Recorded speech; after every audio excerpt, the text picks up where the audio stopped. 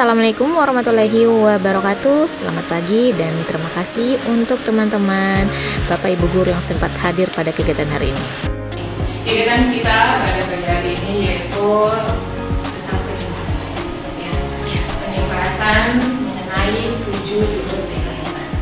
Guru tahu seperti apa beberapa minggu yang kemarin ya, saya dengan teman-teman guru BK yang berada di Kabupaten Luwuk dan Kabupaten lainnya berkumpul di provinsi dalam mengikuti kegiatan bimbingan teknis yaitu pengembangan potensi guru BK. Nah, dalam kesempatan tersebut kami diberikan ilmu mengenai 7 jurus BK hebat. Nah, 7 jurus BK hebat itu di mana kita sebagai guru, sebagai pendidik atau sebagai agen perubahan harus mengetahui jurus-jurus ini. Ya, apalagi Bapak Ibu yang hadir di sini wali kelas ya, wali kelas dan guru mata pelajaran juga. Kita kegiatan utamanya kita berdoa dulu ya. Kegiatan kita yang berkemudahan dan diberkahi oleh Allah Subhanahu wa Ta'ala. Oke, mari kita berdoa. Siapa bisa memimpin doa di sini? Oke, ini ada ustazah. Boleh ustazah? Gak apa-apa. Oke, kegiatan kita hari ini dengan membaca doa. Insyaallah kegiatan ini berjalan lancar dan kita mendapatkan manfaatnya. Amin.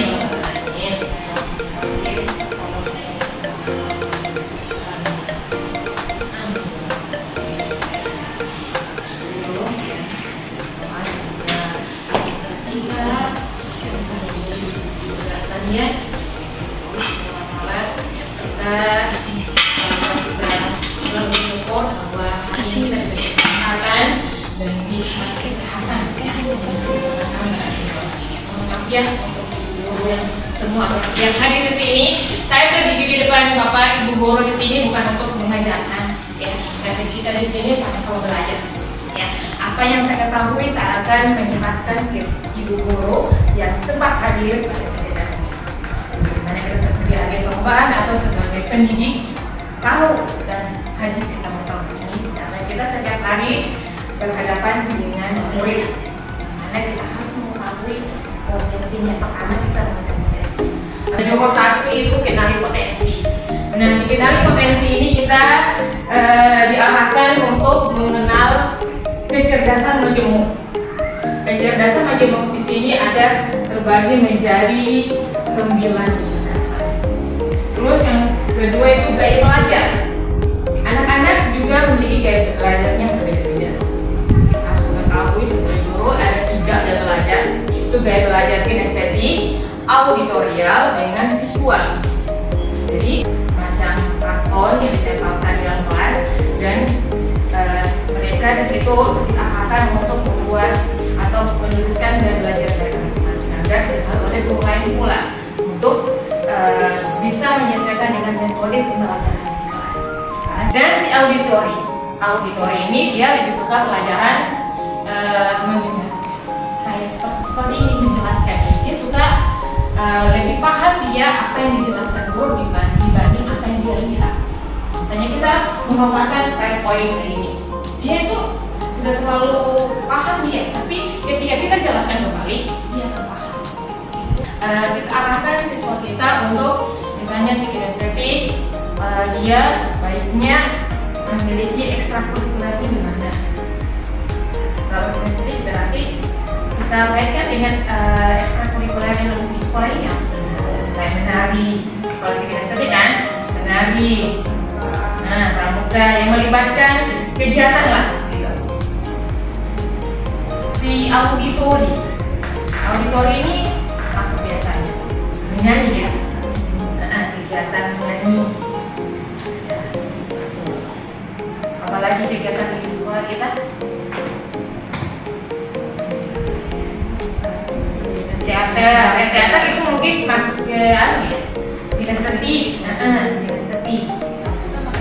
Jadi kalau ada siswa yang diambil di kelas, maka kita bisa menggunakan. Saya kemarin sudah menggunakan gaya belajar yaitu gaya belajar seperti ini ya. Ini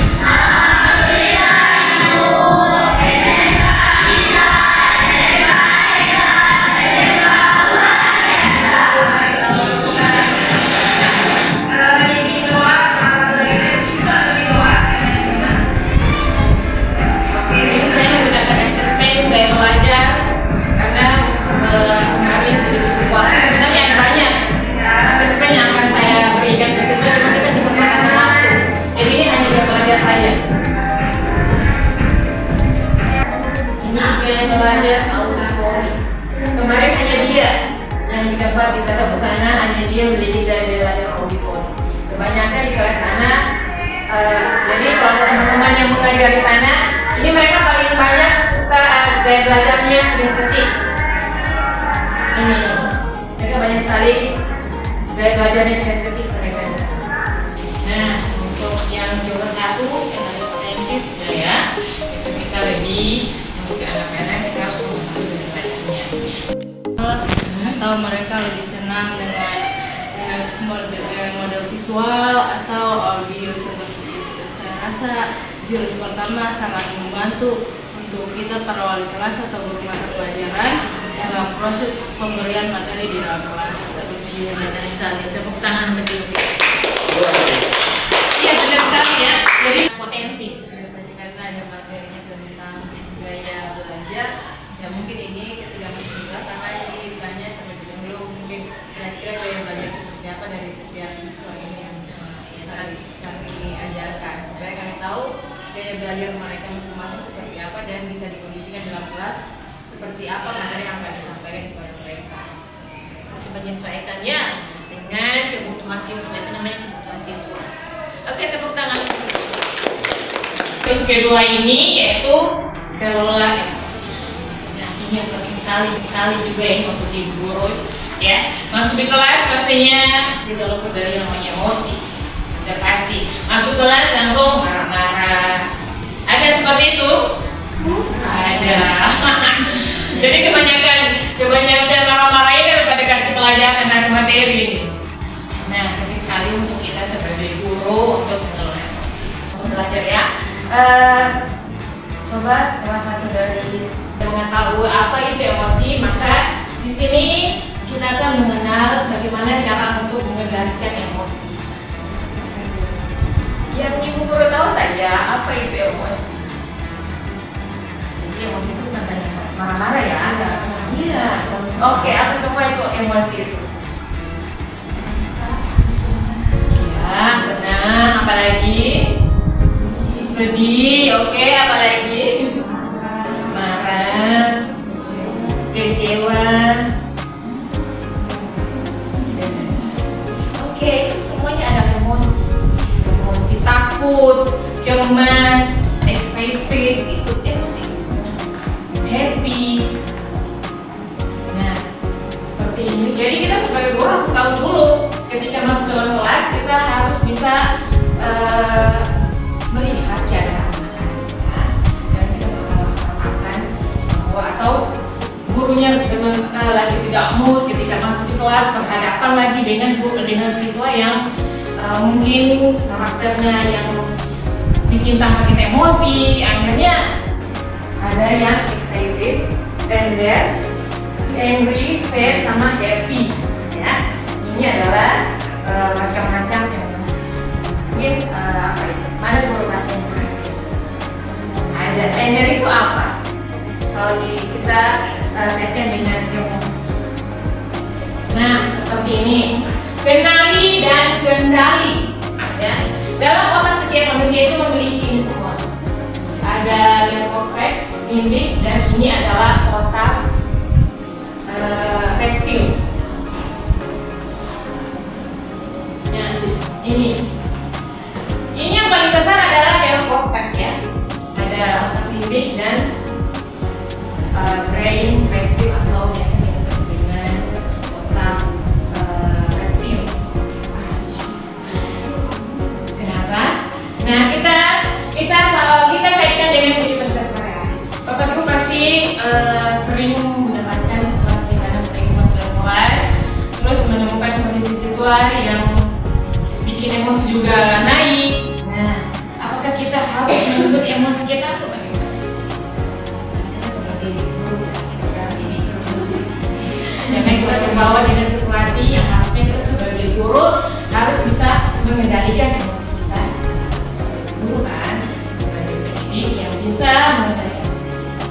Nah, di sini kita tidak boleh dikuasai oleh otak. Karena paling banyak otak kita harusnya yang bisa mengatur ada korteks, ada limbik. Ini hanya otak yang datang ketika kita dalam emosi.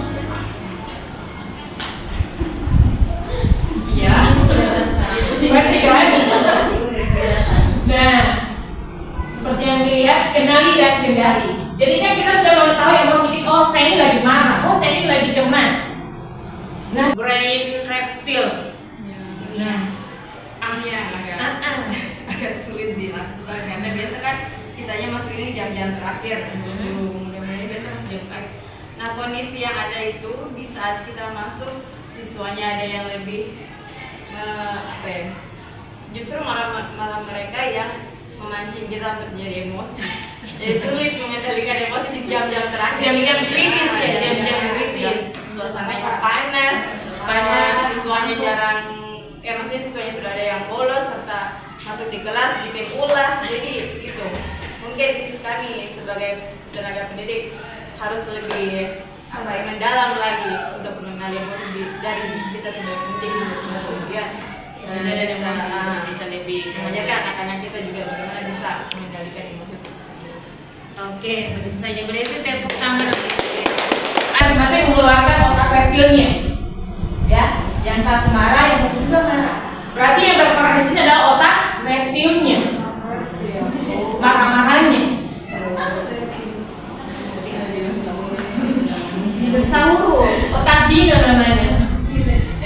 Jika otak reptil itu kita simbolkan dengan dinosaurus, maka saat kita marah-marah, maka sebetulnya kita sedang dikendalikan oleh dinosaurus. Ibaratkan otak kita, coba semuanya dibuka telapak tangannya.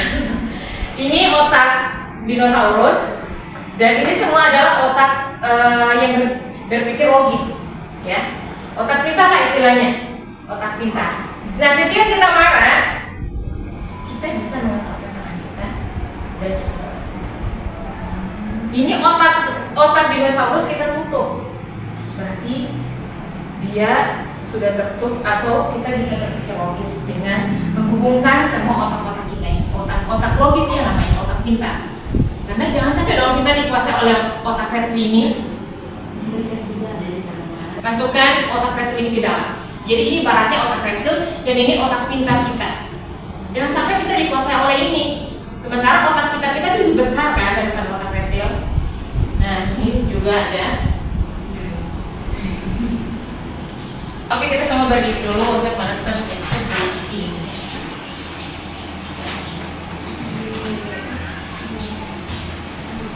Breathingnya yang simpel-simpel saja, atau ada bapak ibu guru yang tahu breathingnya mudah? Tepuk semangat. Oke, ya, Ibu Bina di depan sini kasih contoh bagaimana gerakan dari ice breathing yang kita lakukan saat ini. Ya, ini adalah contoh ice breathing, guys. Kita coba lihat di kamera. Ikutin ya. Oke. Wow. Kasih W, kasih O, kasih W, wow, keren. Wow, keren. Tepuk tangan untuk teman-teman. Are you ready, guys? Ini guru bahasa Inggris kita ya. Yes. Oke, tepuk wow.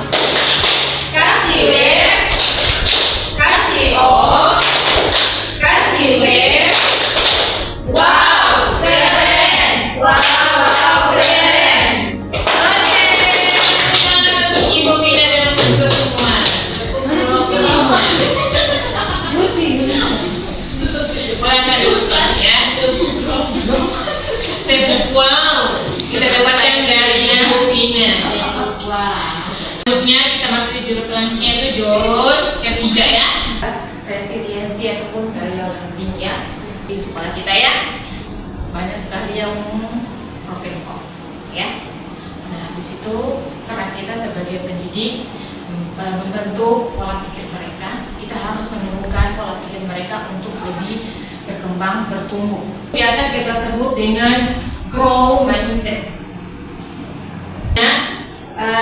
Dalam pola pikir itu ada yang grow mindset dan fixed mindset. Kalau growth mindset itu pola pikir yang bertumbuh, kalau fixed mindset itu adalah pola pikir yang contohnya, oh saya sudah begini sudah, saya tidak bisa ini. Itu kayak orang yang pesimis ya. Saya menghadapi tantangan, saya biasanya menyerah karena saya merasa tidak cukup mampu. Nah, ini contoh pola pikir fixed atau growth? Fixed. Saya percaya Bahwa saya dapat meningkatkan kemampuan dan bakat saya jika saya berusaha dan bekerja keras. Nah, ini contoh apa ini? Growth mindset. Benar sekali. Jadi itu perbedaannya ya. Yang memiliki fixed mindset dengan growth mindset. Nah, ini ada contoh juga. Dukungan atau pujian. Ya. Coba periksa beberapa contoh berikut ini apakah termasuk dukungan atau pujian. Ini biasa kita lakukan kepada anak-anak kita ya. Wah, anak hebat. Siapa dulu dong ayahnya? Ini dukungan atau pujian? Pujian. Pujian kan? Assalamualaikum warahmatullahi wabarakatuh.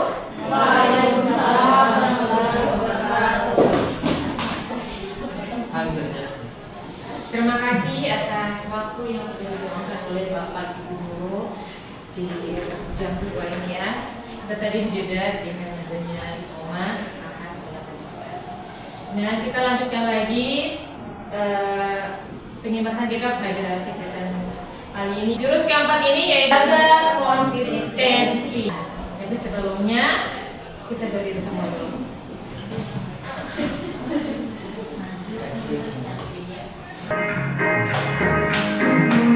Ayo berdiri semua.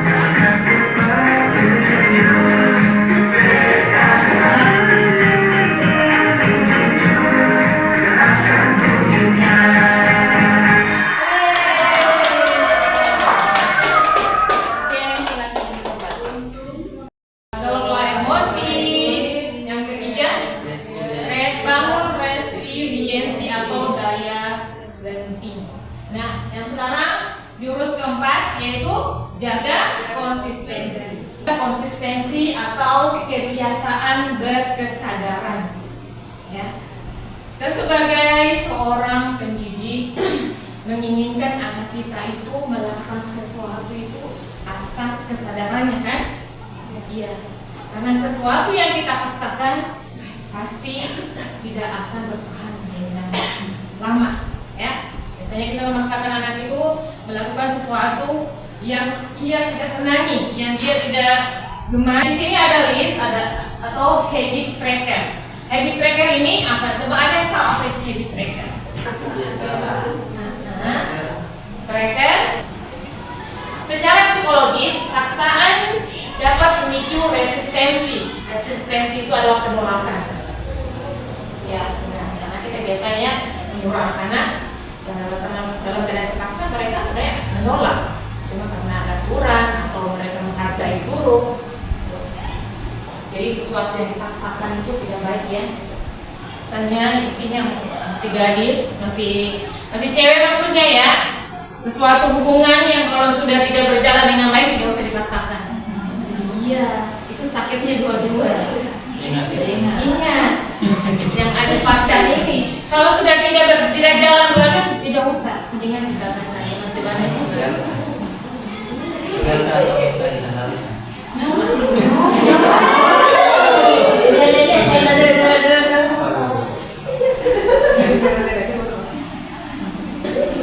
Nah ini ada tombol-tombol ajaib kesadaran setiap manusia. Nah tombol ajaib. Jadi kalau kita ingin seseorang melakukan sesuatu dengan kemauan sendiri, usahakan mengandung 5 ini agar anak termotivasi ataupun dengan sendirinya. Konsistensi dibutuhkan kebiasaan berkesadaran, ya. Dan ada kebanggaan. Jadi ada 5 tombol ajaib. Itu setiap manusia memiliki itu. Coba bayangkan kalau Masya disuruh menikah dengan seseorang yang Masya tidak suka, bagaimana perasaannya Masya? Susah. Menolak kan? Pasti pacaran itu siapa?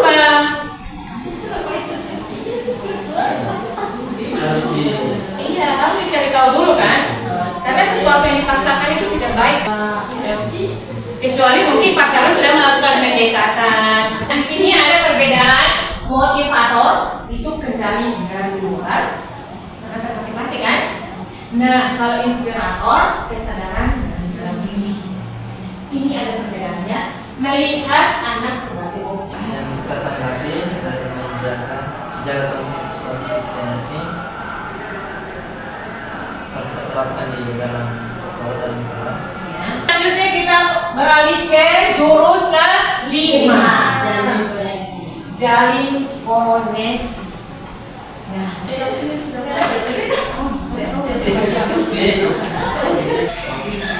selfie. Sudah pakai headset. Selfie sudah pakai. Apa ya? Sudah pindah.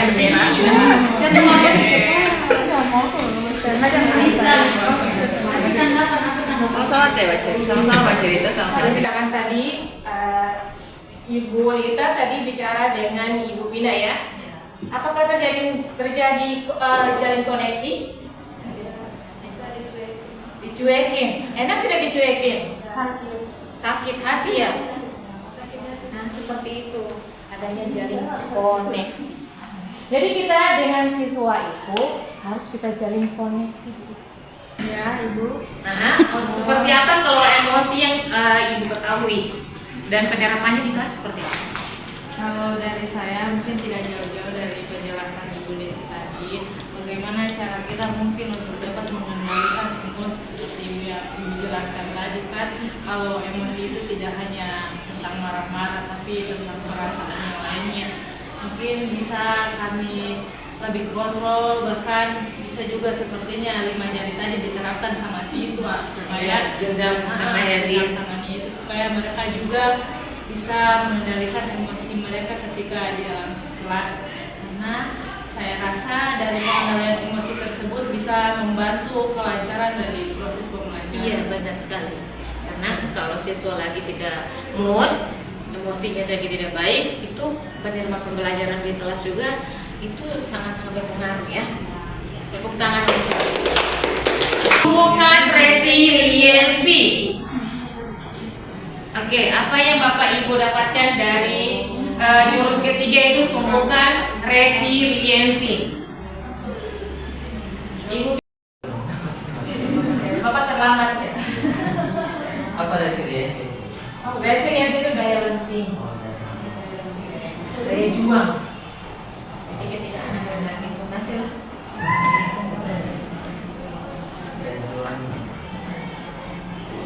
Boleh juga Pak daya juang berjodoh, cari jodoh Pak. Hari ini Bu Pina lagi menyampaikan terkait dengan penyembasan jurus ketiga ini. Ya, jadi contohnya kita sebagai pendidik kita harus memberikan hal-hal positif yang membangun motivasi terhadap peserta didik, misalnya dalam proses pembelajaran. Jadi kita harus memberikan hal-hal yang positif yang membangun motivasi siswa itu untuk belajar, terutama untuk pelajaran bahasa Inggris kan. Kebanyakan anak tidak suka, tapi bagaimana cara kita membuat pelajaran yang mereka pikir sulit itu tidak bagus menjadi hal yang positif. Thank you, that's all. Thank you, Ibu Ina. Coba saya tuh berikan satu kasus dan bagaimana caranya untuk membangun resiliensi tersebut. Untuk Pak Syarif bisa tidak? Ini kasusnya tentang pertandingan atau kemarin kita kan sudah mengikuti karnaval ya? Karnaval. Anak-anak kita mendapat peringkat berapa? 3. Peringkat 3.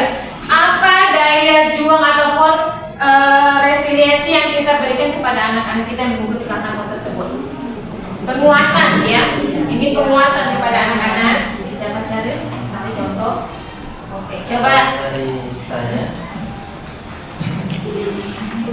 jangan memberikan penguatan kepada siswa, yaitu bagaimana mereka bisa mengambil pelajaran, kira-kira apa yang kurang dari penampilan mereka. Jadi mengoreksi ya? Mengoreksi. Kira-kira apa yang kurang dari penampilan mereka dan yang besar masalah itu, dan itu yang akan dibenahi ke depannya. Supaya ke depannya bisa Lebih baik tampil. ya. Misalnya, oke, tepuk tangan dulu. Itu resiliensi ataupun daya juang. Terus yang keempat apa? Jaga konsistensi. Jaga konsistensi itu seperti apa?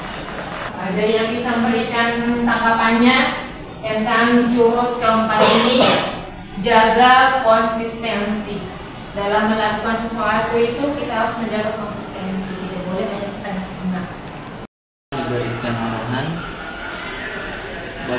untuk pola hidup yang sehat atau pola tidurnya mungkin. Iya. Seperti itu, misalnya mungkin tidurnya jam-jam 12 ke atas itu mulai diterapkan, disampaikan untuk tidur di awal waktu. Iya. Mengubah kebiasaan buruk menjadi kebiasaan yang baik. Iya. Dan ketika bangunnya itu bangun di waktu subuh, sholat subuh 5:30 mungkin sudah siap-siap mandi dan lain sebagainya. Dan jam 6 atau 6:30 sudah ke sekolah. Oke. Dan itu harus dibangun dari awal, maksudnya disampaikan dan harus dicek perubahannya seperti apa. Oke, iya, kita harus konsisten untuk mengecek juga perubahannya ya. Cek. Oke, terima kasih.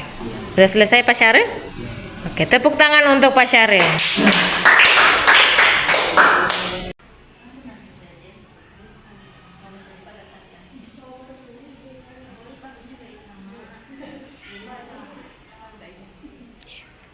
Sholat.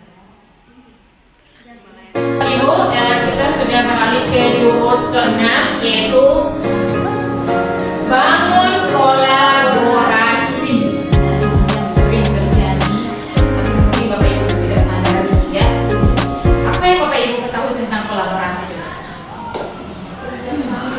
Oke. Bangun kolaborasi ya. Iya, kerjasama. Benar sekali. Apa yang Bapak Ibu sampaikan tadi semuanya benar. Di sini kita sebagai pendidik ada namanya kolaborasi. Tidak akan berjalan, ya, tidak akan berjalan sesuatu kalau tanpa adanya kolaborasi. Apalagi kita di lingkungan pendidikan seperti ini, kita sedang membangun karakter anak didik kita, ya. Di sini kita membangun kolaborasi terkait dengan penanganan siswa. Kan? Nah, membangun kolaborasi di sini misalnya kayak contoh yang tadi ada kasus ya, kasus anak kita mendapatkan masalah. Nah, di sini masalahnya tergantung dari di sini kasusnya tergantung dari masalahnya. Misalnya anak tersebut kasusnya tentang mencuri. Nah, siapa saja yang ikut dalam kolaborasi tersebut? Coba Bapak Ibu siapa yang bisa memberikan gambaran, misalnya siswa kita mendapatkan kasus mencuri. Siapa semua yang masuk dalam kolaborasi ini? Kelas, siswaan. Oke, satpam mungkin. Orang tua,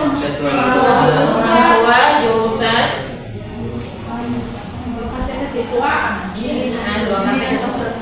Oke, guru BK. Beda, dan itu kasus yang mencuri kan? Beda dengan kasus yang terlambat.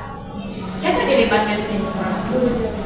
Guru Itu apalagi sudah dikasih contoh juga sama ibu siapa saja yang terlibat jika siswa tersebut terkena masalah seperti tadi ada pencurian, siswa yang terlambat, siapa saja yang terlibat dalam kolaborasi tersebut untuk menyelesaikan kasus yang ditimpa atau dibuat oleh siswa tersebut. Jadi kolaborasi ini tergantung dari tingkatan masalahnya ya. Ada tier 1, tier 2, tier 3. Jadi ada tingkatan-tingkatan masalah dari ataupun kasus-kasus yang kita dapatkan di lapangan. Nah, dari kasus tersebut kita menentukan siapa saja yang bisa kita ajak untuk kolaborasi ataupun multi pihak yang berwenang dalam kolaborasi kita. Oke? Tepuk tangan untuk ibu kita. Mana menciptakan suasana kelas yang nyaman, aman, nyaman dan menggembirakan. Untuk yang nyaman saja Bu. Iya. Kalau yang nyaman contohnya seperti kelas yang bersih. Kalau Iya. misalnya kelas yang bersih kan nyaman juga kan. Iya. Terus kalau misalnya kotor itu tidak nyaman sekali Bu. Sudah Jadi pasti. sampai, berpengaruh juga untuk siswa sama gurunya juga. Oke. Itu saja. Itu saja. Tepuk tangan untuk Ibu Anggun. Ada lagi yang ingin menambahkan seperti apa kita menciptakan suasana yang aman, nyaman dan menggembirakan di kelas. Pak Syaril mungkin sebagai wali kelas, ini wali kelas TKJ ya, jurusan TKJ. Seperti apa Bapak membuat kelasnya menjadi nyaman, aman dan menggembirakan? Selain bersih, saya rasa harus rapi juga sih, enak Iya. dilihat, Mm-mm. enak dipandang. Kursinya tidak kesana kemari dan lain sebagainya. Mm-mm. Berarti lebih ke penataan ya, penataan kelas. Kemudian kondisi siswanya juga mudah kita atur. Iya. Maksudnya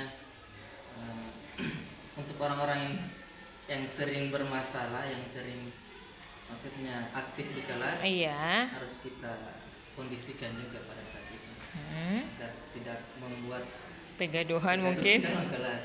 Nah, kemudian mungkin untuk bisa memberikan games, permainan-permainan agar mereka bisa, atau ice breaking seperti ini, agar siswa bisa gembira dalam kelas, senang, Iya, belajar, menciptakan suasana yang menggembirakan ya.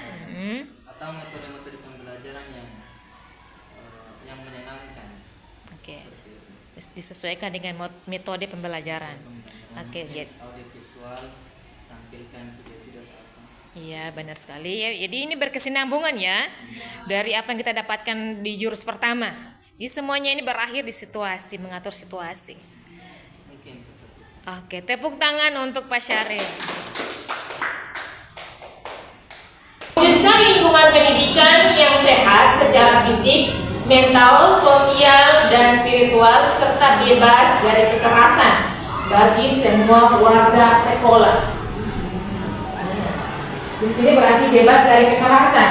Artinya suasana ataupun lingkungan sekolah itu bebas dari kekerasan, terutama bullying. Ya. Mewujudkan lingkungan pendidikan yang mendukung tumbuh kembang murid secara utuh dan optimal serta menguatkan karakter positif yang menggembirakan lingkungan di lingkungan sekitar. Juga kita harus menjaga keamanan anak-anak.